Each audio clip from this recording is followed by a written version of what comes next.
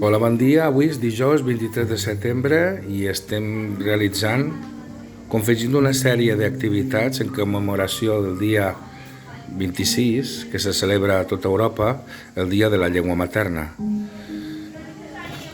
I per aquesta ocasió, i per tant, l'alumnat de l'aula d'acollida de l'IES Montperdut de Terrassa realitzarà una petita presentació en la seva llengua d'origen sobre la seva personalitat, on ha nascut, en quin país, quina és la llengua materna que parla a casa o les llengües que parlen a casa, i també què estudien enguany i quins seran els seus interessos en el futur.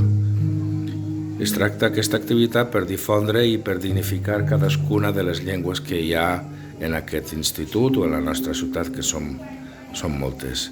Bé, esperem que us agrada, i ara estem veient una alumna del Marroc, la Umeima, que està realitzant la seva activitat a partir d'un text model que hem proposat al nostre alumnat. Esperem que us agradi i que us engresqueu també a realitzar aquesta tasca, que és bastant interessant i que pot motivar el nostre alumnat. Vinga, adeu, ma salama.